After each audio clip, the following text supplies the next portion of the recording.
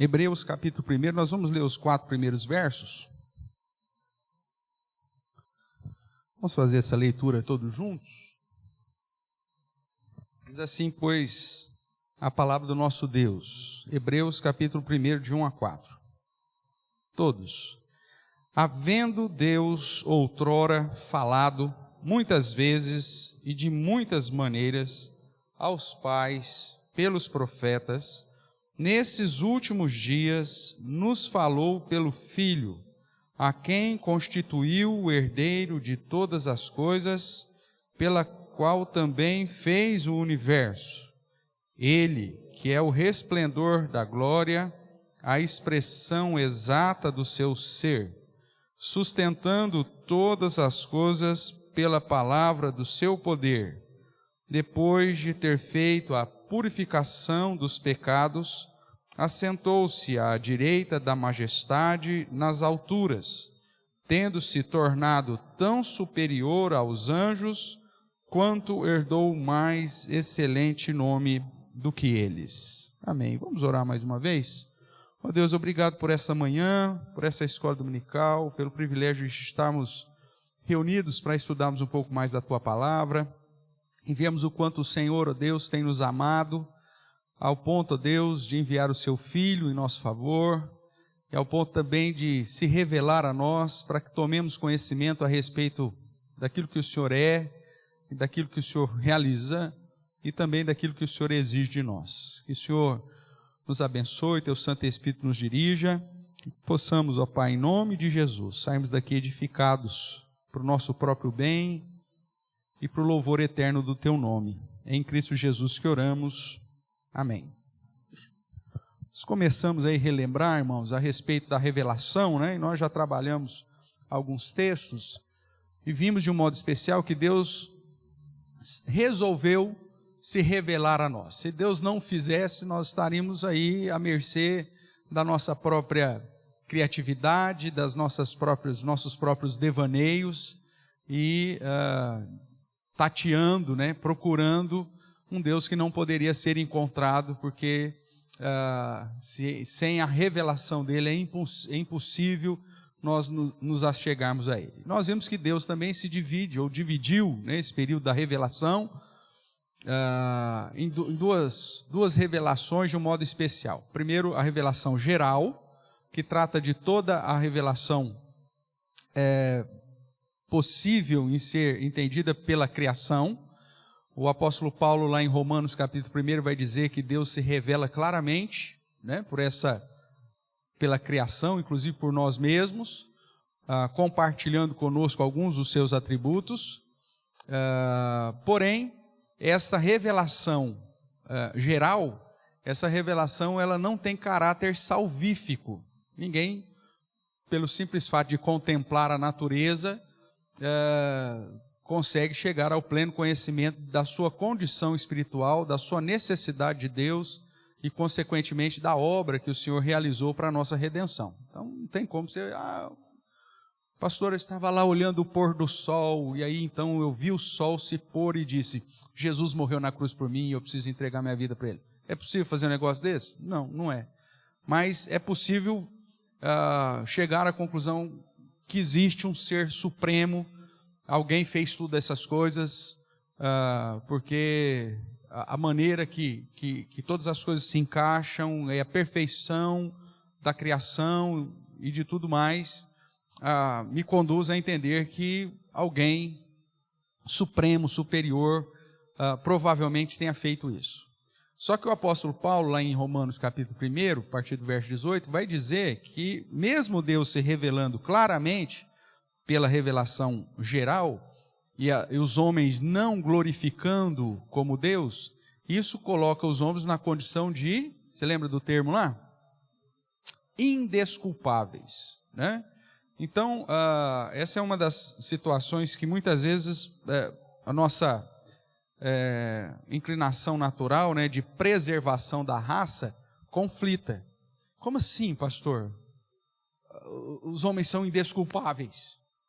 Eles não tomaram conhecimento das Escrituras. Como que eles podem ser indesculpáveis? Porque a revelação geral tem o objetivo de revelar claramente a existência de um Deus soberano, e aqueles que porventura não reconhecem o Deus soberano são indesculpáveis. Preferiram, segundo lá Romanos nos diz, adorar e servir quem? Fala mais alto um pouquinho. A criatura, ao invés de quem? Do Criador. Os homens adoram a si mesmos, os homens adoram ídolos, né? Cria-se deuses para adorá-los, mas não reconhecem a grandeza de Deus. Então, mesmo um contexto, né? Vamos imaginar aí uma civilização que existiu há muitos séculos atrás, no contexto aqui das Américas. Vamos pensar aqui os nossos ameríndios, né? Antes da descoberta aí das Américas. O que aconteceu com esse povo, pastor? Né? Foram todos condenados porque não tomaram conhecimento da revelação especial de Deus? Biblicamente falando, o fato deles serem descendentes de Adão, nascidos sob pecado e consequentemente condenados, e por não reconhecerem a soberania de Deus através, a grandeza de Deus, que claramente se vê por meio das coisas que foram reveladas, antes adorando a criatura ao invés do Criador, eles são indesculpáveis. E mesmo hoje, as pessoas que nascem e que porventura não sejam confrontadas com o Evangelho, a situação delas já está definida mesmo antes delas nascerem, porque são descendentes de Adão. O nosso senso de preservação da raça fala, não, mas isso não é possível. Nós não aceitamos isso. Meu amigo, o contrato foi assinado com um dos nossos representantes e o nosso representante falhou. E aí essa situação é a situação que nós estamos vivendo. É a mesma forma quando o seu pai, rico, viciado em jogatina e prostituição, perdeu toda a sua riqueza. E aí o juiz vem tomar os seus bens. Você fala assim, mas foi meu pai que jogou. Mas meu pai que fez. O juiz vai falar assim, você é filho dele, meu amigo. Eu lamento pelo pai que você teve. Mas as consequências dos atos do seu pai vão ser colhidas na sua vida. Ou tem como você chegar assim, não vai levar a casa não, meu pai fez no jogo. Não vai levar o carro não, porque meu pai deu em prostituição. Tem como você argumentar? Você pode até espernear. Mas ele era o seu representante, fez a besteira que fez, você vai colher as consequências disso. E não apenas isso, quando se trata de pecado, não é só uma consequência das atitudes de Adão, mas é a nossa própria atitude. Porque nós já nascemos inclinados, não só nascemos em pecado, mas inclinados para o pecado. Todos nós pecamos. E se Deus fosse tão somente resolver conosco, tratar conosco, segundo os nossos próprios atos, segundo as nossas próprias práticas, não sobraria ninguém.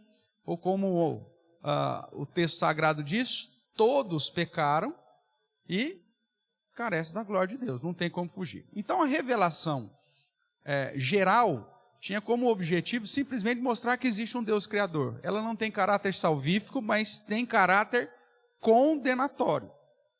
Ela já serve para confirmar a condenação de todos aqueles que não reconhecem em Deus a sua salvação. Tudo bem até aqui? Vimos também no Salmo 19, que além da revelação geral, existe a revelação especial, que é Deus se revelando claramente ao seu povo. E é dessa que nós temos tratado em relação aqui ao texto de Hebreus. Capítulo 1, verso 1, vai dizer que Deus então se revelou ao homem, e ele faz, como já mencionamos aqui, através da revelação geral, através da revelação especial, e tratando da revelação especial, que é aquela que nós temos hoje registrada, ou pelo menos parte dela, porque muitas das coisas que Deus revela também aos homens nesse período da revelação, nem todas foram registradas. Foi registrado aquilo que o próprio Deus determinou que o fosse. E quando nós olhamos aqui para Hebreus capítulo 1, o verso 1 e 2, nós vemos que Deus então falou, então havendo Deus outrora falado, quantas vezes? Muitas vezes. E de quantas maneiras? Muitas maneiras. E aí ele vai pontuar quais são essas maneiras, pelo menos as principais. Então a primeira maneira, quando ele diz aí, olha, ele nos falou, outrora falado muitas vezes de muitas maneiras, aos pais. Esse aos pais, uma vez que a carta aos hebreus, nós também identificamos por que chama carta aos hebreus, esses pais referem-se aos patriarcas judeus, aqueles que viveram no início, na formação do povo judeu. Tudo bem? Então, aos pais, você entende aí, aos patriarcas, desde Adão, Noé, Abraão, Isaac, Jacó, toda essa turma são chamados ou conhecidos como sendo os pais, ou os patriarcas, tá? Não é o seu pai e sua mãe, não, né? É os pais lá do começo do povo de Israel, né? E nesse período, quando você vai estudar em teologia, nós chamamos que esse momento da revelação especial de Deus, chamado aí de teofania, Deus falava diretamente com o homem, assumindo uma forma conhecida, né, temporariamente. Lembram disso? Tá? Demos vários exemplos aqui, e esse período, então, Deus, ou essa maneira, Deus usa durante o período dos pais, ou seja, de Adão até Moisés. Exemplo, sarça ardente, lembra lá, sarça pegando fogo lá e falando com Moisés? Então Deus assumindo uma forma conhecida e temporariamente e falando diretamente ao homem. Os anjos lá com Abraão, a nuvem, o anjo com Jacó, e aí nós trabalhamos com aquilo que eu considero a maior manifestação teofânica, que é o quê? Melquisedeque, né? E vimos aqui, inclusive, em Hebreus e também lá em Gênesis, a manifestação e a revelação, inclusive sobre a salvação, revelação messiânica, na figura de Melquisedeque. Segundo maneira aí que nós estudamos, semana passada, foi a questão da profecia, que vai de Moisés até Malaquias ou até João Batista, como alguns também nomeiam, apesar que alguns vão identificar que João, ele vem muito mais aplicar ou cumprir uma profecia do que trazer novas profecias, né? Ele só vem indicar, tudo que foi prometido está se cumprindo aí, e esse rapaz aí está chegando, ele vai fazer isso, fazer aquilo. Mas consideramos aí esse período. É lógico que sempre tem uma transição, né? João Batista, inclusive, vive na transição do Antigo Testamento para o Novo Testamento. E nesse período, Deus então se revela ao homem através dos sonhos e visões. Exemplos, nós temos todos os livros proféticos do Antigo Testamento. O que nós definimos na semana passada? Esse período ainda está em aberto? Não. Como a teofania também não está aberto. Então, aquelas pessoas que falam assim, ai, Senhor, eu queria tanto te ver. Não faça isso, né? Nós até brincamos, né? Porque todo mundo que quis ver o Senhor, quando viu, morre, né? O próprio Moisés, Deus fala, não dá, cara. Você vai ver uma frestinha aí, mas... porque essa ideia da manifestação, até mesmo teofânica, que Deus permitiu aos pais, quando nós olhamos para o povo de Israel, no período de Moisés, Deus começou a falar com o povo lá, de uma manifestação teofânica do monte. O que o povo de Israel fez? Nossa, que maravilha, que legal. Queremos isso para o resto da vida. O que eles falaram? Moisés, fala você com a gente, meu amigo. Que Deus fale contigo e você fale para a gente. Mas que Deus não fale diretamente a nós, não. Diz o texto que com trovões, relâmpagos e terremotos e tudo mais, o povo tremeu, né? E falou, Senhor, que o Senhor fale através de Moisés. Então essa é a ideia. Esse período terminou. Da mesma forma que o período profético terminou. E por que a gente pode dizer que o período profético terminou? Porque esse período de revelações, segundo Hebreus, ela tem um lugar no período revelacional. Acompanhe a leitura aí de novo do verso 1. Então, havendo Deus outrora falado, muitas vezes, muitas maneiras, aos pais, vírgula, pelos profetas, vírgula, nestes últimos dias, nos falou através de quem? Pelo Filho, a quem constituiu o herdeiro de todas as coisas, pelo qual fez o universo. Então, o período profético termina quando aparece quem? Jesus. Jesus, obviamente, é o último profeta, né? É o profeta revelado desde Moisés, mas, segundo a sequência aqui, o período, então, do Filho é justamente o período da finalização, não só das outras maneiras, mas especificamente do período revelacional.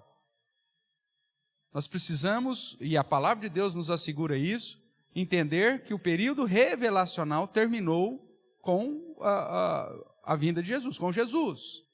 E principalmente quando ele nos apresenta a última revelação durante o período apostólico. Nós vamos confirmar isso. Então, a terceira maneira aí que é apresentada é que Deus se revelando através do Filho, ou seja, de Jesus Cristo. Então Deus revela-se ao homem através do Filho encarnado. Vamos ver aí 2 textos aí. Antes aqui em Hebreus, né? Para você entender que a revelação termina em Jesus, o verso 3 vai nos dizer assim: Ele, ou seja, o Filho, que é o resplendor da glória, e a expressão o quê? Exata do seu ser. Essa expressão exata indica essa completude do período revelacional. Aquilo que Deus queria que nós soubéssemos veio através de Cristo. O que é algo exato? Está faltando alguma coisa? Está sobrando alguma coisa? Não, é exato. Ou seja, tudo aquilo que nós precisamos saber e que dentro da grandeza e soberania de Deus, Ele resolveu nos revelar, foi completado em Cristo. Ele é a expressão exata do ser de Deus. Isso aponta não só para a divindade de Cristo, e aí isso aqui elimina um monte de doutrinas que inclusive eu acredito que precisam ser revistas, porque até mesmo dentro da igreja reformada, algumas doutrinas acabam diminuindo a suficiência de Cristo, né? Existe uma alegação dentro da humilhação de Cristo, né, do estado de humilhação da segunda pessoa da Trindade, de que Jesus teria aberto mão, né, de algumas dos atributos divinos. E muitas vezes essa teologia está baseada em algumas expressões idiomáticas que Jesus disse, né? Principalmente aquela assim, que o último dia só o Pai sabe, isso compete ao Pai, nem o Filho, né? Então fala, isso aqui Jesus não sabia quando ele ia voltar, porque ele, no estado da sua humilhação, ele deixou alguns atributos divinos, inclusive a onisciência, ele deixou de saber todas as coisas. Isso é pregado dentro da igreja protestante desde sempre. Mas, quando você olha para as Escrituras, Jesus é a expressão exata do ser de Deus. Ele não pode ter deixado 0,00001% que seja de nenhum dos atributos divinos, porque se assim o fizesse, ele deixaria de ser a expressão exata do ser de Deus. Então, nós precisamos rever essas doutrinas. Por exemplo, a questão que está chegando a Páscoa aí, né? Todo mundo ensina, prega, e tem gente, inclusive dentro da igreja, que tem dúvida disso, que Deus abandonou Cristo na cruz. Se Deus, o Pai, tivesse abandonado Jesus na cruz, então Deus é um grande mentiroso, porque Ele diz que em Cristo Ele se reconciliou conosco. Mas como que Ele pode ter se reconciliado conosco se Ele nem estava lá, se Ele abandonou o rapaz lá? O Salmo 22 diz que Ele não abandonou, que Ele não virou o seu rosto. quando o justo clamou por socorro. Então são alguns detalhes, irmãos, que às vezes até dentro da igreja protestante e até da igreja reformada, são crenças que ainda permanecem no nosso consciente coletivo, como sendo verdade, mas que diminui a suficiência de Cristo. Se a Bíblia diz que Ele é a expressão exata do ser de Deus, Ele não só nos revelou tudo aquilo que nós precisávamos saber a respeito de Deus, como a sua manifestação não diminui exatamente em nada aquilo que Deus é. Tudo bem até aqui ou não? É lógico que esses temas aí eu falei alguma coisa, mas eu não vou tratar deles. Tá? A questão aí de que Deus abandonou, tarará, porque nós vamos falar isso quando tratarmos de Cristo. Eu só estou pontuando aqui que é justamente para você ficar com a cabeça em pé mesmo, loucona mesmo, né? Fala, meu Deus, o que é isso? Mas eu convido você a ler depois, com muito vagar, o Salmo 22. É sobre isso, Sabrina? Então vou pedir para você não morrer até nós chegarmos aqui no estudo de Jesus, né? Da pessoa de Jesus, porque nós vamos tratar disso lá. Então você fala, senhor, se estiver na fila, espera aí. Que eu tenho que estudar isso primeiro. Tá bom? Então, mas nós vamos sempre mencionar alguma coisa. Mas depois dá uma lidinha lá no Salmo 22. Já marca para você não esquecer. Então vamos lá, irmãos. Ele é a expressão exata do ser de Deus. Veja comigo então agora Gálatas, capítulo 1.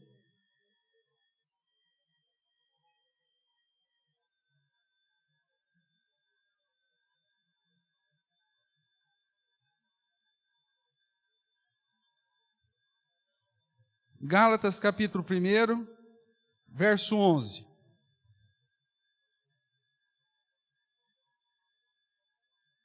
Gálatas capítulo 1, verso 11 e 12. Diz assim: Faço-vos, porém, saber, irmãos, que o evangelho por mim anunciado não é segundo o homem, porque eu não o recebi, nem o aprendi de homem algum, mas mediante revelação de Jesus Cristo.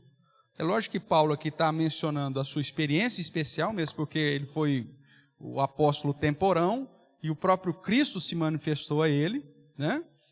Quando da sua conversão, do seu chamado, mas também aponta para o fato de que a base do evangelho que ele está pregando não está firmado nos homens, mas está firmado em Jesus, que segundo Hebreus é a expressão exata do ser, que foi a última maneira que Deus usa para se revelar aos homens. Isso aqui já seria mais do que suficiente para a gente eliminar toda e qualquer revelação posterior ao período apostólico. Tudo o que vem como se fosse revelação de Deus após Jesus Cristo, o ministério terreno de Jesus Cristo, e a última revelação que é Apocalipse, no ano 100, fechando o período apostólico, deveria ser rechaçado. Então você tem, por exemplo, islamismo. Quando que vem o islamismo? A revelação lá do Muhammad. Que ano mais ou menos? Não precisa ser preciso não. Foi antes ou depois de Cristo? Depois de Cristo, 600, né, anos 600, 530 para frente. Veio depois do Filho? Olha, se Jesus é a revelação exata do ser de Deus, e que Deus falou pelo Filho nos últimos dias, olha, então o que é? Um apêndice? Deus esqueceu de alguma coisa? Não. Tudo que vem depois, então, de Cristo já deveria ser jogado fora. Ellen White, veio antes ou depois de Cristo? Joga fora. Anjo Monrone, o Joseph Smith, os Mormons, veio antes ou depois? Depois. Todas essas novas revelações, posterior ao Filho, a própria Bíblia diz, olha, não vale. Pula fora. Não perca tempo com aquilo que você sabe que o próprio Deus já revelou que não vinha dele. Porque nos últimos dias ele nos falou pelo Filho. E aquilo que nós precisamos saber foi revelado em Jesus Cristo. É isso que Paulo está dizendo aqui. Veja ainda Colossenses capítulo 2.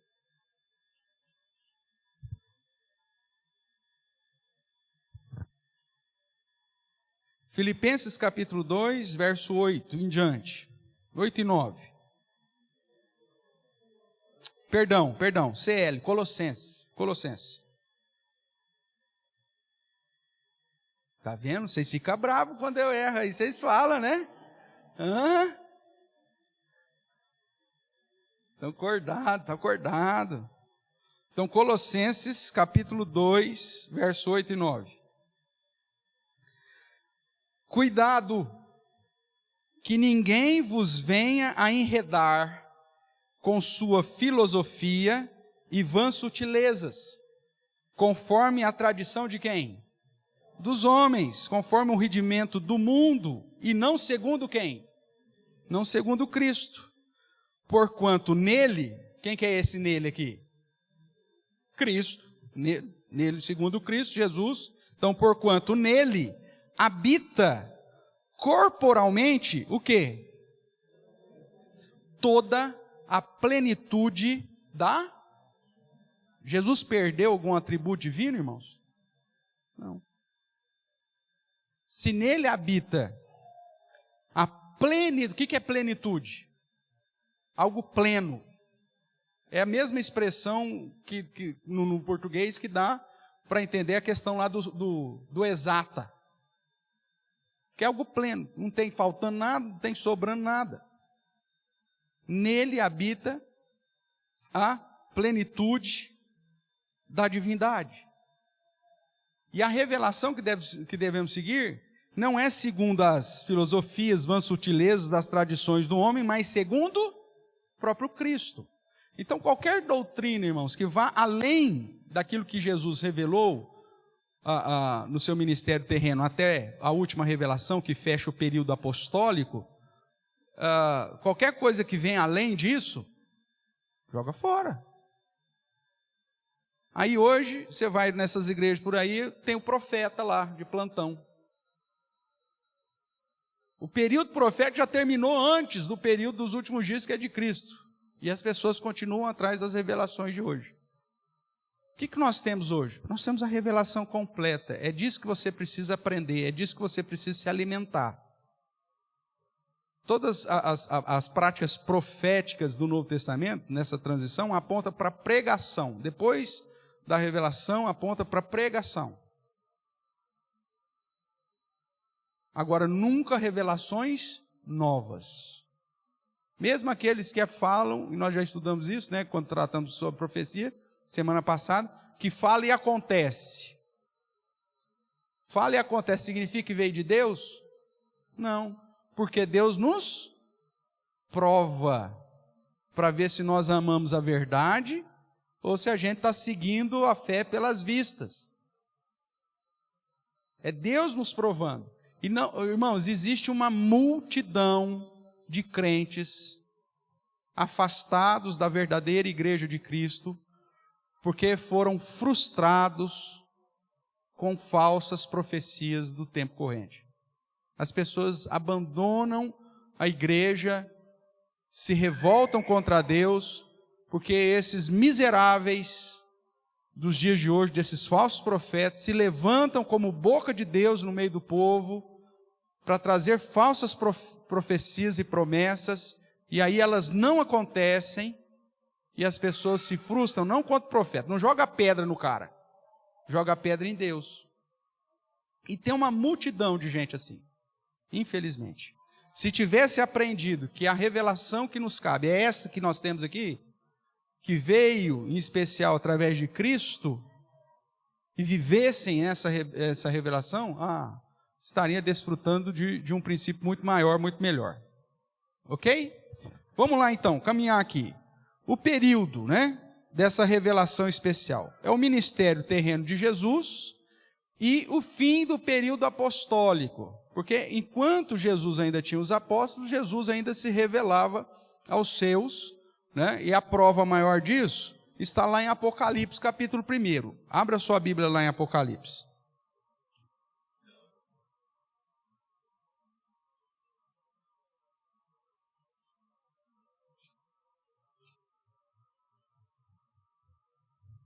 Nesse sentido, irmãos, fechando esse período aqui através do Filho, como sendo o fim dele com a revelação de Apocalipse, todo esse período que nós chamamos de período apostólico, nós ainda temos um outro modo de revelação aqui, paralelo, mas que ainda está debaixo da revelação de Jesus Cristo, que é através, obviamente, dos apóstolos. Por isso, as cartas de Paulo, de João e de todos aqueles que estavam envolvidos aí. Mas veja o que diz o capítulo 1 de Apocalipse, os versos 1 e 2.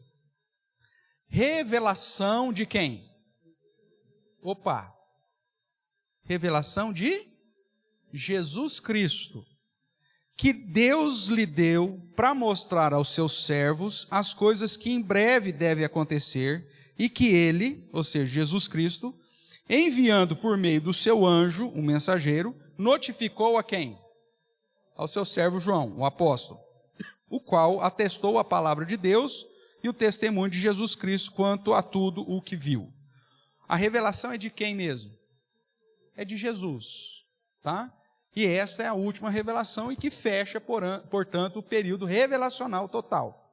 Tanto que lá no final de Apocalipse, vá para lá, capítulo 22,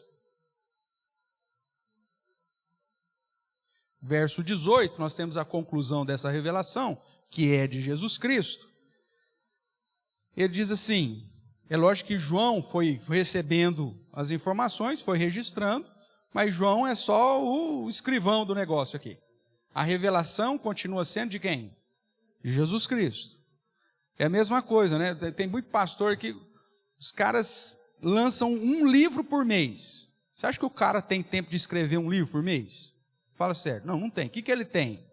Ele traz o sermão dele e tem pessoas dentro da igreja que vão pegar esse sermão escrito e vão transformar isso numa escrita de um livro.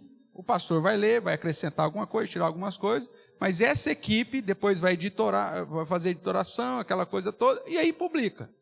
Porque o cara não tem tempo de ficar escrevendo um livro por mês, senão ele não faz mais nada na vida. Agora, esse grupo que está auxiliando esse pastor, usando o conteúdo intelectual dele para a produção do livro, aparece lá na capa do livro? Não. Qual que é o nome que aparece na capa do livro? Do pastor. Porque o conteúdo intelectual é dele. Então o livro é dele.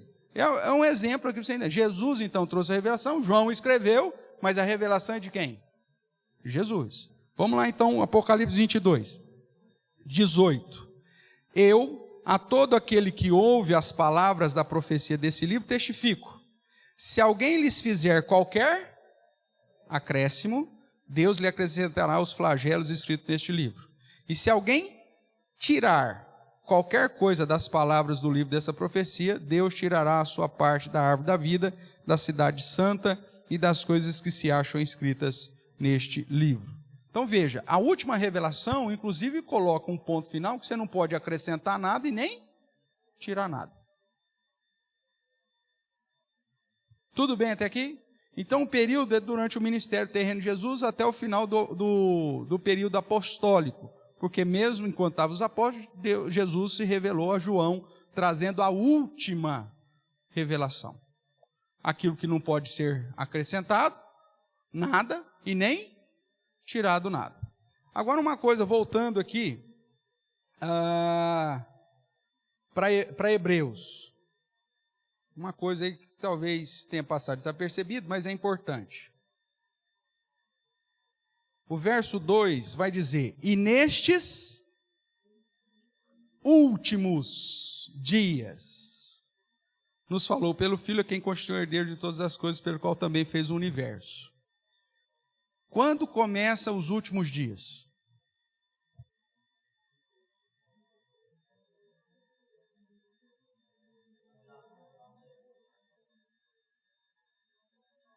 Com a ressurreição? Com a assunção? Com o nascimento? Segundo Hebreus, Deus nos falou, nos últimos dias nos falou pelo Filho. Então começa com quem? Com a vinda dele. O ministério terreno de Jesus é um período de transição, mas já é parte da última revelação. Então, os últimos dias, irmãos, começam inclusive com a vinda do Messias, com a encarnação da palavra. Porque a partir daí é que a gente começa a receber a revelação através do Filho. A própria encarnação de Jesus já é cumprimento profético, mas já a revelação de um Deus que cumpre as suas promessas. Agora, esse período ele vai se tornando mais maduro, e a própria Escritura vai mostrar que os últimos dias, que começou aí com o ministério terreno de Jesus, tem alguns eventos que precisam ser marcados, justamente para definir e deixar claro que já estamos vivendo os últimos dias desde o ministério terreno de Jesus. É lógico que com a ascensão de Cristo, ele sendo assunto ao céu, nós temos inaugurado aí uma parte importantíssima, mas já dentro dos últimos dias, que é quando ele assenta a majestade, né, toma o livro selado e dá vazão a tudo aquilo que precisa acontecer até o último dia no singular. Mas nós já estamos vivendo os últimos dias desde o ministério terreno de Jesus. Tudo bem até aqui? Vamos ver alguns textos que provam isso aí, né? Atos capítulo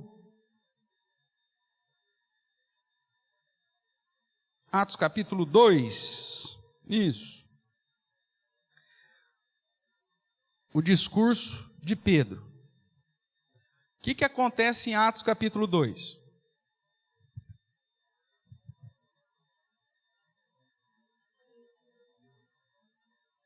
A descida do Espírito Santo. Então nós temos em Atos 2 aí a descida do Espírito Santo. Pedro recebeu o Espírito Santo aqui, irmãos? Estava cheio do Espírito Santo aqui ou não? Sim ou não? Sim, a Bíblia é um livro histórico que acabou de registrar que eles estavam cheios do Espírito Santo. E aí, então, perguntaram para Pedro se eles estavam bêbados, o que estava acontecendo, que esse povo falando uma língua aí, que cada um ouvia na sua própria língua materna, como esses caras aí, pescador da Galileia, pode estar aí falando tudo quanto é idioma e tudo mais. E aí Pedro, então, começa um discurso no capítulo 14, ou melhor, no versículo 14. E ele diz assim, Atos 2, 14. Então, se levantou Pedro com os 11, e erguendo a voz, advertiu-os nesses termos: varões judeus e todos os habitantes de Jerusalém, tomai conhecimento disto e atentai nas minhas palavras. Estes homens não estão embriagados, como vindes pensando, sendo essa a 3ª hora do dia. Mas o que ocorre é o que foi dito por intermédio do profeta Joel. E o que foi dito no profeta Joel? Verso 17, citação. E acontecerá, e aí nós temos um acréscimo. E acontecerá nos últimos dias, diz o Senhor, que derramarei do meu espírito sobre toda a carne, vossos filhos e vossas filhas profetizarão, vossos jovens terão visões e sonharão vossos velhos.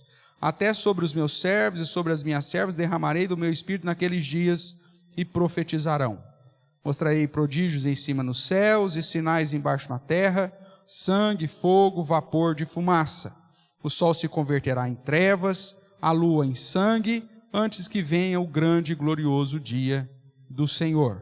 E acontecerá que todo aquele que invocar o nome do Senhor será salvo. Se você for lá para Joel capítulo 2, você vai ver lá o registro dessa profecia, só que com uma diferença bem interessante. Lá não apresenta a palavra últimos dias. Vamos fazer essa verificação? Marque aqui Atos 2 e vá comigo aqui para Joel.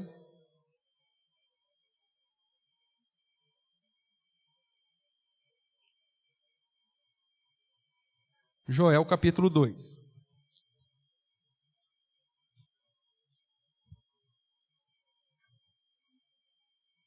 Joel capítulo 2, verso 28.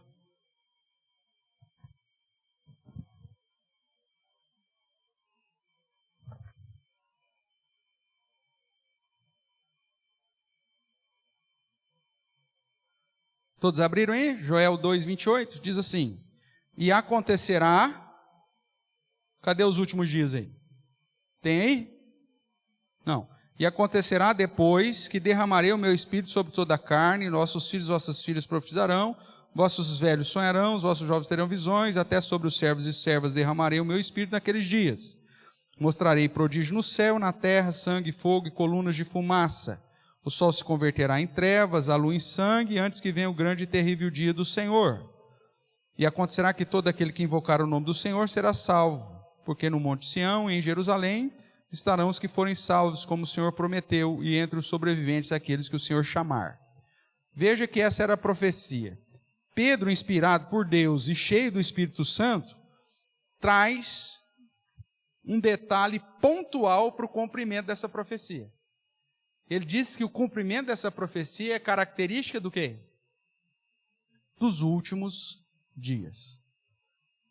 Para reforçar a ideia que com o ministério terreno de Jesus, Deus inaugurou aquilo que é chamado de últimos dias.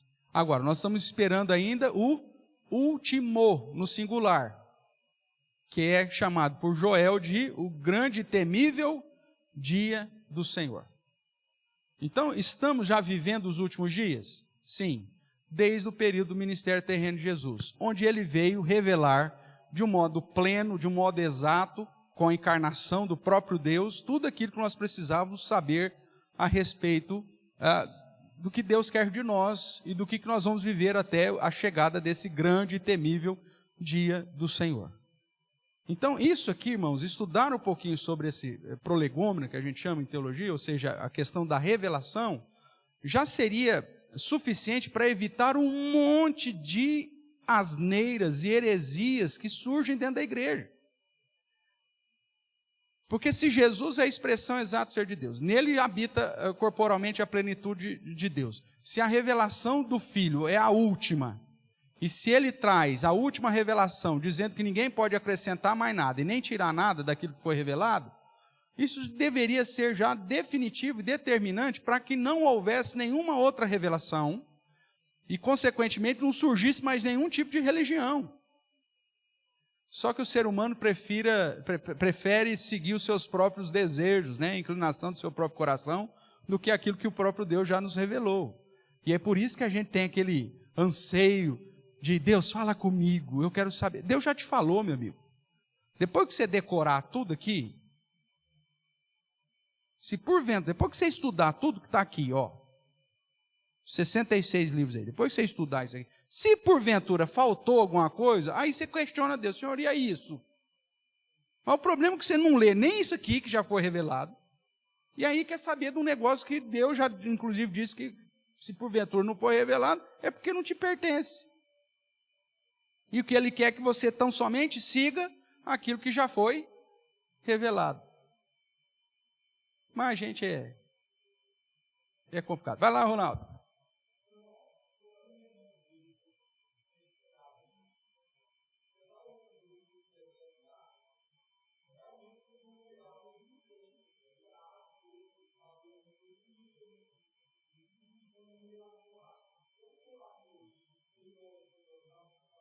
Ótimo, boa pergunta. A questão do Ronaldo é o seguinte, olhando aqui para Atos 2, né, ele diz, acontecerá nos últimos dias que derramarei do meu espírito. Então a ideia, já que Pedro colocou que nós estamos vivendo nos últimos dias, se essa é uma característica dos últimos dias, então obviamente que as profecias vão acontecer nesse período. Tá? Agora, eu não posso me esquecer, primeiro, que Pedro pontua aqui que já estamos nos últimos dias. Segundo, é um livro histórico e ele está respondendo a uma questão de um fato explícito e histórico que aconteceu que dia? No dia do Pentecostes, que é o derramamento do Espírito Santo. Ele está explicando o que é aquilo. E aí você tem, obviamente, um período, até o ano 100, pelo menos, que ainda é o período revelacional, que justamente diz, e você tem vários registros das pessoas recebendo o Espírito Santo e tendo ainda manifestações dentro daquilo que está alicerçado aqui pela profecia de Joel. Só que aí você vai para as últimas revelações, ou até mesmo para a progressão do crescimento da igreja e do avanço, que os próprios registros da cooperação através dos apóstolos que essas manifestações já não eram mais, não ocorriam mais. E aí você vai, inclusive, para a última revelação, que é a definitiva, onde em nenhum momento Jesus fala a respeito desse tipo de manifestação. Mas todo o foco da última revelação é: permaneça fiel àquilo que já foi revelado. Volte às práticas das primeiras obras. Veja onde caiu, arrependa-te. Defenda, né, a palavra de Deus e o testemunho de Jesus. Em nenhum momento do contexto de Apocalipse é nos incentivado a buscarmos novas revelações. Muito pelo contrário. Ele, inclusive, diz que nós devemos ficar fiel àquilo que já foi revelado. Porque características dos últimos dias é que o falso profeta vai trazer novas revelações e falsas. Que a própria besta que emerge da terra, que tem cara de cordeiro, mas tem voz do dragão, que é Satanás. Então você tem no conjunto todas as informações necessárias para dizer que nesse período dos últimos dias, com a revelação de Jesus, ele já fez isso e que essas profecias já foram dadas e já foram finalizadas no próprio Cristo. Agora, o Espírito Santo continua sendo derramado sobre os conversos hoje? Sim. No momento da sua conversão é fruto justamente porque o Espírito Santo veio te selar. Inclusive você só entende a palavra porque o Espírito Santo está atuando no seu coração. É o que Paulo vai dizer lá em Efésios. Ao ouvir do evangelho da vossa salvação, tendo nele Cristo, fostes selados com o Santo Espírito da promessa. E depois no capítulo 2 ele diz: olha, você estava morto e ele te deu vida. Então todo esse processo, irmãos, na sequência, ainda dentro do período revelacional, nós vemos que as profecias relacionadas aqui a Joel, ela não é uma constante no sentido dos sinais que foram previstos aqui, porque Pedro diz: olha, o que aconteceu aqui agora é o cumprimento de Joel. Aí, se Joel já foi cumprido, tem como eu querer cumprir de novo o que Joel falou e que já foi cumprido? Não. Agora, existe uma sequência natural de que esse período onde o Espírito Santo é derramado sobre os conversos, de que vai acontecer. Mas isso, segundo a continuação da revelação, aponta como um processo natural de Deus selando os seus. Lembra lá de Apocalipse? Nós estamos na quarta-feira. O fim não vai acontecer enquanto o último eleito não for selado. E esse selo representa o que lá no Apocalipse? O recebimento do Espírito Santo, o momento da conversão. Porque é no momento da conversão que eu recebo o Espírito Santo. É nesse momento que eu ouço o evangelho da salvação, creio que eu sou selado. Agora, o problema é que essas igrejas, elas querem reviver o momento histórico de Atos 2. Atos 2 é um momento histórico. E que Pedro já disse: meu amigo, é o cumprimento da profecia de Joel. Então não tem por que eu querer reviver a profecia de Joel se ela já foi cumprida na história. É a mesma coisa se eu pegar Isaías 53 e ficar desejando reviver Isaías 53, que fala da crucificação de Cristo. Tem como eu reviver isso? Não, já foi cumprido, pronto, acabou. Agora, os benefícios da crucificação de Cristo ainda estão sendo aplicados sobre o povo dele até o último dia. É a mesma ideia. Apesar que, para o parênteses aqui, né, eu me deparei com uma notícia essa semana, que tem um cara lá na África, lá, que se diz que é Cristo. Vocês viram essa notícia? Ele disse: eu sou Cristo, eu sou o Cristo encarnado, tal, e tem lá milhares de seguidores. Aí essa semana, ele procurou a polícia para pedir proteção policial. Ah, mas por quê? Não, porque os meus seguidores, uma vez que eu sou Cristo, querem me crucificar na Páscoa para eu ressuscitar de novo. Porque já que você voltou de novo, então faça o processo novamente, né? E aí, então, ele pediu proteção policial para que os fiéis não o crucifiquem na próxima Páscoa agora, porque os fiéis, alguém lá, trouxe uma revelação que ele teria que, já que ele voltou, que ele teria que passar de novo pelo sacrifício. Aí o cara pulou fora, né? Falou, não, meu amigo, comigo não, uma vez só tá bom. Então, veja, as pessoas querem reviver promessas e profecias que já foram cumpridas na história. Não tem como eu viver um outro Pentecoste, irmão, porque o Pentecoste já aconteceu. Eu vou ter frutos da consequência que o Pentecoste trouxe. Por exemplo, a ação do Espírito Santo sobre a vida da igreja. Mas eu não vou viver aquilo de novo. E qual que foi a manifestação, por exemplo, pentecostal? A busca para reviver o cumprimento de algo que já aconteceu na história. E aí nós vemos esses desvios. Ah, mas era sincero, pastor. Nossa, mudou a vida de muita gente. Mas para qual evangelho? Para qual revelação? Que tipo de cristianismo? Pautado nos próprios méritos? Na busca do homem? Como se Deus fosse meu servo ao invés do contrário? Esse é o verdadeiro evangelho? Cuidado, irmãos. Ou nós ficamos com a verdade, ou a meia-verdade vai nos conduzir para outro lugar diferente. Então, Ronaldo, não sei se ficou claro, mas é a ideia de que um livro histórico apontando a realização de um ato na história não pode ser repetido.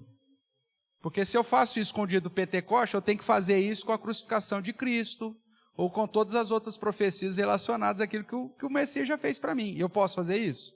Obviamente não. Se eu não posso fazer isso com Cristo, eu não posso fazer isso com nenhuma outra profecia que já foi cumprida. É o caso que nós temos vários exemplos aqui em Atos. Nós vamos pegar aqui Atos capítulo 15, vamos dar uma olhadinha lá rapidamente, não é o nosso assunto, mas só para reforçar essa ideia aí. Nós temos aqui o concílio de Jerusalém, tratando sobre a recepção dos gentios na igreja. Eles tinham que passar primeiro pelo judaísmo para se tornar cristão, ou eles podem se tornar cristão de uma vez? Eles têm que circuncidar, o que eles têm que fazer? E aí nós temos a partir do verso 12, o parecer de Tiago. Se nós cremos que a Bíblia é a palavra inspirada por Deus, nós temos que entender que o parecer de Tiago aponta para o cumprimento já profético de uma situação. Veja aí o que diz aí, ó, o verso 15. Confere com isso, Tiago falando, né? Vou ler a partir do 13 aí para você entender aí, ó. Depois que eles terminaram, Barnabé, Paulo e tudo mais, falou Tiago, dizendo, irmãos, atentai nas minhas palavras. Expôs Simão como Deus primeiramente visitou os gentios a fim de constituir dentre eles um povo por seu nome. Conferem com isso as palavras dos profetas, como está escrito. E aí ele vai citar o texto. No seu rodapé aí, que texto que está registrado aí? Quem tem Bíblia com rodapé aí, o verso 16, você aprender a usar o nota de rodapé aí. Que texto está aí? 15, 16. Amós, tá? Que fala do restabelecimento do trono de Davi. Que aqueles desavisados acham que Jesus tem que voltar para reinar em Jerusalém.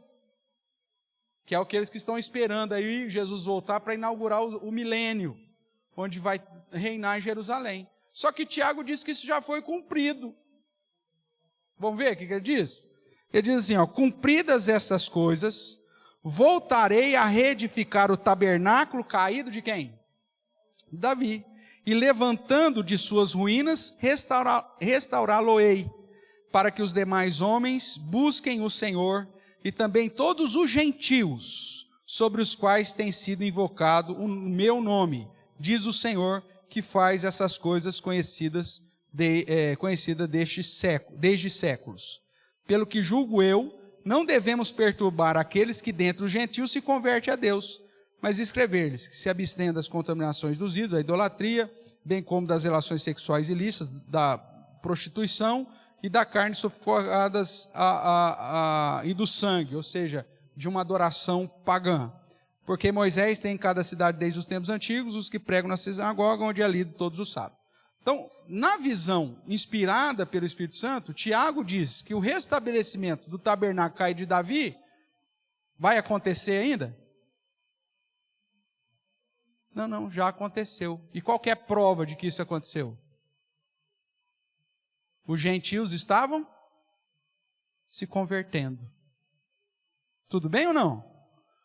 Então, Tiago prova que o tabernáculo caído de Davi, o trono de Davi, foi restabelecido em Cristo. E como prova disso, de que o reino é do mundo inteiro, e que Jesus não vai restaurar o reino de Israel, aparecer, colocar o trono lá para reinar por 1000 anos literais, mas que isso já aconteceu, é a conversão dos gentios desde o período aqui do início, né, dos últimos tempos, ou dos últimos dias, com a vinda de Cristo e depois o derramamento do Espírito Santo. Então veja, livros históricos determinam cumprimentos de profecias. E uma vez que os livros históricos determinam o cumprimento de profecia, essa profecia não vai ser repetida. Porque já teve o seu lugar na história. O que fica em aberto são aquelas profecias que ainda não foram cumpridas na história. A volta de Jesus, por exemplo. Tá? Não é esse maluco lá da África lá que está falando que é. Tá bom? Tudo bem até aqui, irmãos? Então nós estamos vivendo os últimos dias? Sim. Desde a vinda de Cristo, desde a encarnação da palavra, do Logos. E alguns detalhes para reforçar aquela situação lá, né, que Jesus, mesmo na sua humilhação, não deixou de ser Deus, é que expressões bíblicas se diz que ele ainda continua sendo a expressão exata do ser de Deus, e que nele, na encarnação dele, habita plenamente a divindade. Isso aqui já nos conduz para depois, quando formos estudar sobre a pessoa de Cristo, e sobre a humilhação de Cristo, entender que mesmo na condição de humilhação, onde ele deixa a sua glória e se torna um homem e vem cumprir o seu ministério, ele não deixa, ele não perde nenhum por cento que seja dos seus atributos divinos. E aí isso muda uma série de doutrinas que, infelizmente, a própria Igreja Reformada ainda sustenta. Tudo bem? Sim ou não? Tranquilo? Então vamos lá.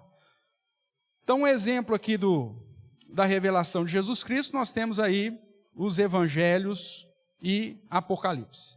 E para terminar, irmãos, como eu disse, o período apostólico, que ainda está dentro desse período dos últimos dias da revelação dos filhos, a teologia ainda subdivide aqui um período chamado de cooperação, onde é Deus revelando-se através de homens separados, debaixo da inspiração do Espírito Santo. Então nós temos alguns exemplos aí, e talvez Lucas nos ajude. Vamos lá para Lucas capítulo 1, o Evangelho, e depois para Atos. Nós temos aqui, Lucas, ele era apóstolo? Não, mas era um cristão, tudo bem? E aí o que acontece então com Lucas? Veja aí o capítulo 1, verso de 1 a 4, o prefácio aqui do Evangelho. Visto que muitos houve que empreenderam uma narração coordenada dos fatos que entre nós se realizaram, conforme nos transmitiram os que desde o princípio foram deles testemunhas oculares e ministros da palavra, igualmente a mim me pareceu bem, depois do que?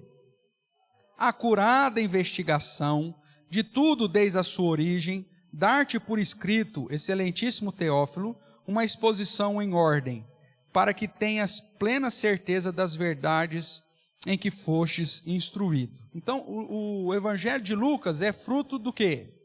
De uma visão? Não. É fruto de um sonho? Não. É fruto de uma teofania? Não. É fruto de uma revelação que Lucas recebeu? Não. É fruto de uma acurada pesquisa de investigação. Só que ele vai pesquisar isso e vai escrever justamente aquilo que Deus quer que escreva. Ele não era apóstolo, mas estava ainda dentro do período revelacional, que termina só com Apocalipse. Então ele está dentro ainda daquilo que nós chamamos o período revelacional, e essa cooperação, conforme Pedro vai dizer, que o Espírito Santo separou homens e os inspirou para falar justamente daquilo que Deus queria que nos fosse dito. Vá para Atos agora, capítulo 1, que é o segundo livro de Lucas. Tá? Lucas escreveu tanto o Evangelho de Lucas como o livro de Atos. E só um parênteses aqui, esse excelentíssimo Teófilo, né, muita gente tem discutido sobre isso, se era uma pessoa específica a quem ele destinou a sua produção literária, se foi alguém que bancou, né, essa pesquisa, mas provavelmente seja um nome geral que aponta para todos os cristãos, porque o significado de Teófilo é justamente amigo de Deus, né? Theo, Deus, Filos, amigo. Então, excelentíssimos amigos de Deus. Então, pode ser que não seja um nome pessoal de uma pessoa, mas seja um título que ele aponta destinando o seu evangelho para todos aqueles que são teófilos, que são amigos de Deus. Mas ninguém tem convicção, porque o nome Teófilo mesmo, você não tem nenhum personagem de reconhecimento histórico, né, em nenhum outro lugar nas Escrituras, então é isso que sugere que talvez não seja uma pessoa propriamente. Mas vamos lá. Verso 1 aí. Escrevi o primeiro livro, ó Teófilo, ó amigo de Deus, pode ser simplesmente, relatando todas as coisas que Jesus começou a fazer e a ensinar, até ao dia em que, depois de haver dado mandamentos por intermédio do Espírito Santo aos apóstolos que escolhera, foi elevado às alturas. A estes também, depois de ter padecido, se apresentou vivo, com muitas provas incontestáveis, aparecendo-lhes durante 40 dias e falando das coisas concernentes ao reino de Deus. Então veja que Jesus, mesmo depois da sua ressurreição, ele passa 40 dias ainda se revelando aos seus discípulos.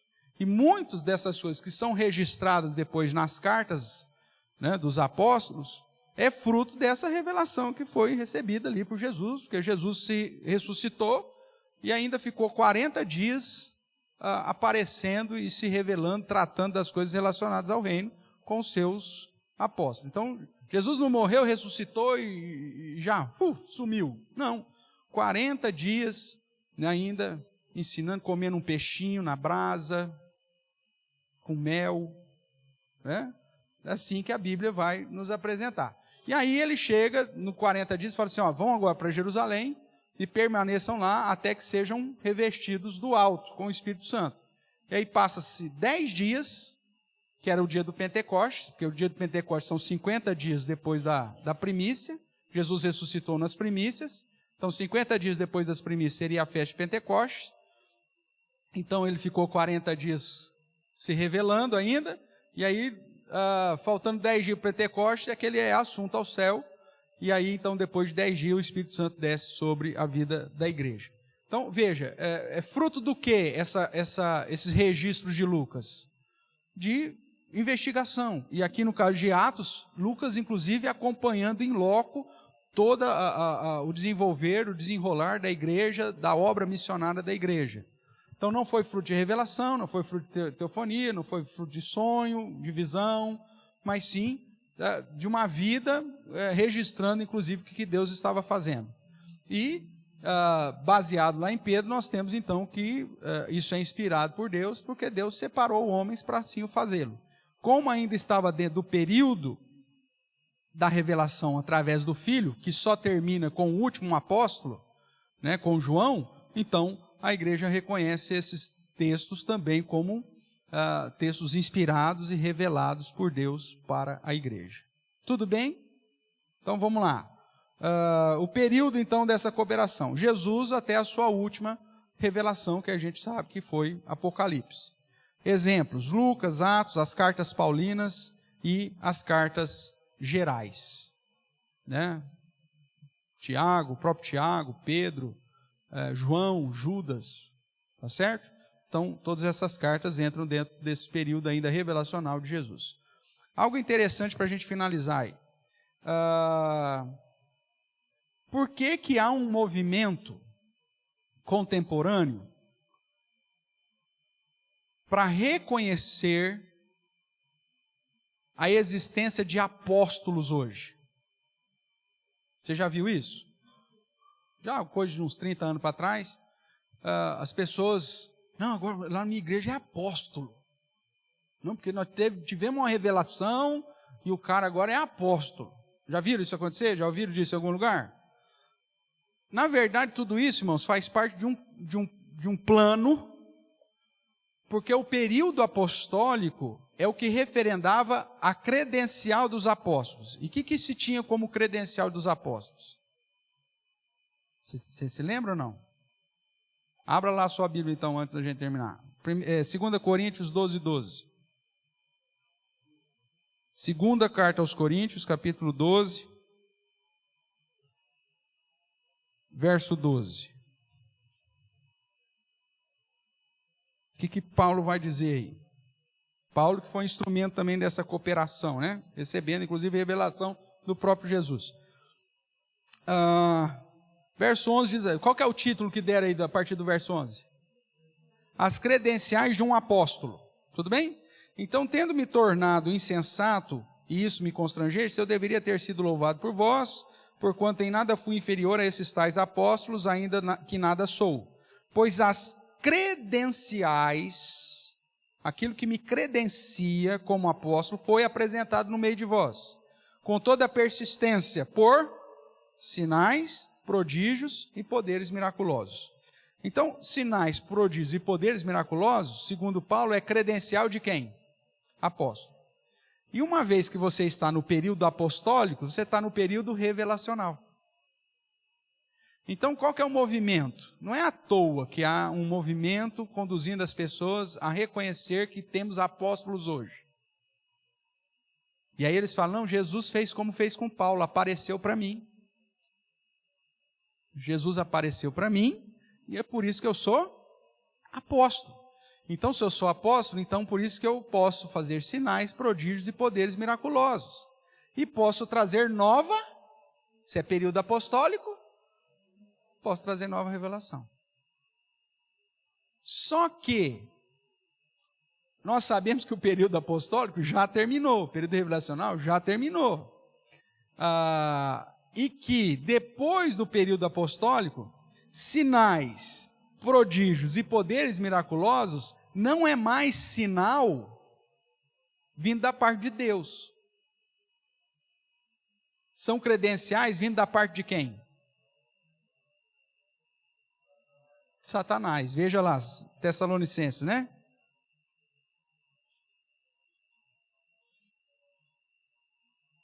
Segunda Tessalonicenses, capítulo 2.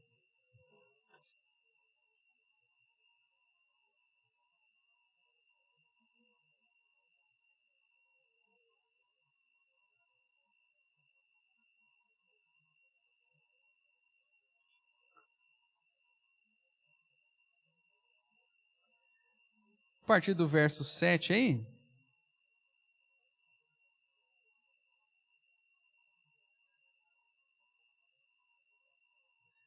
Paulo já considera também, né, que a gente está vivendo nos últimos dias.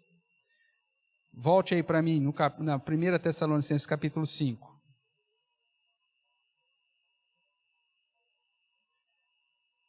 Primeira Tessalonicenses 5 ele diz, irmãos, relativamente aos tempos e às épocas, que é a mesma expressão que Jesus usa lá em Atos, quando pergunta, quando o senhor vai voltar? Ele fala, quanto ao tempo e à época, não compete a vocês saber.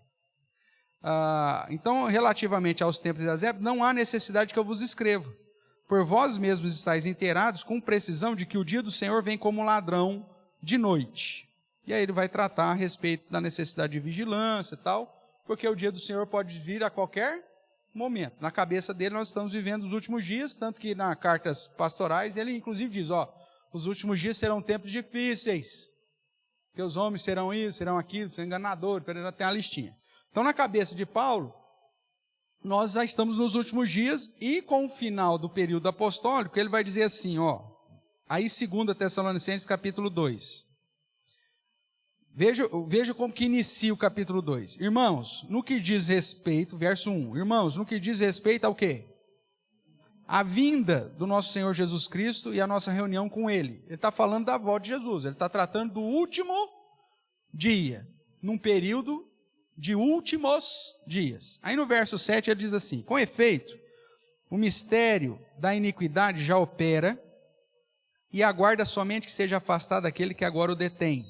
Então será de fato revelado o iníquo, a quem o Senhor Jesus matará com o sopro de sua boca, destruirá pela manifestação da sua vinda. Ora, o aparecimento do iníquo é segundo a eficácia de quem? De Satanás. Com todo o quê? Poder, sinais e prodígios da mentira. E com todo engano de injustiça aos que perecem, porque não acolheram o amor da verdade para serem salvos. Então o contexto hoje, irmãos, de ressuscitar o período apostólico para referendar a ideia de sinais, prodígios, poderes miraculosos e revelação, segundo o próprias Escrituras, é uma manifestação vinda da parte de quem? De Satanás, em que Deus permite, depois ele vai tratar mais abaixo aqui, chamando de operação do erro, para ver quem de fato ama a verdade, a palavra. Então nós vivemos hoje, e Jesus mesmo nos advertiu no sermão escatológico, de que muitas pessoas viriam falando que era Cristo, ou que estava em nome de Cristo. E aqueles que estão desavisados seriam enganados. Enganarão a muitos, diz lá o texto. Enganarão a muitos. Então, irmãos, o que nós temos hoje de segurança na perspectiva da salvação? A Bíblia. Fique com ela. Sola Escritura. Todas essas experiências, todos esses movimentos, ressuscitando o período apostólico, ressuscitando o período revelacional, conduzindo o povo a ficar correndo atrás de sinais, prodígios, poderes miraculosos, tudo isso é uma operação do erro, realizada segundo a eficácia de Satanás, para conduzir as pessoas para longe da verdade, que é a palavra de Deus. Então nós precisamos conhecer o Evangelho e a palavra de Deus, nos alimentar dele, como nós estudamos quarta-feira, né? Lá em Apocalipse, que nesse período que Deus inclusive está aplicando os seus flagelos, da sua ira sobre o ímpio, a igreja ela precisa se alimentar do livro, se alimentar do livrinho, mesmo sabendo que haverá perseguição, mesmo sabendo que haverá dificuldades. Então, assumir um compromisso com Deus é essencial nesse período, irmãos, de últimos dias, mas que nós sabemos que está muito mais perto do último dia do que era ontem. Então, confiar a sua fé e a sua vida cristã à revelação de Deus é que vai fazer toda a diferença. Tudo bem? Perguntas para a gente encerrar. Tem alguma aí, Gabriel? Não, está tranquilo? Então, ótimo, irmãos. Semana que vem, se Deus permitir, a gente fecha aqui essa sequência aqui sobre a Bíblia, tratando aí por que você deve confiar na Bíblia, como que você deve ler a Bíblia, né? Questões mais práticas aí, a gente encerra essa nossa aula sobre as Escrituras, e aí depois a gente faz a sequência, uma vez que nós estamos acompanhando os temas aí previstos na nossa Confissão de Fé de Westminster. Tá bom?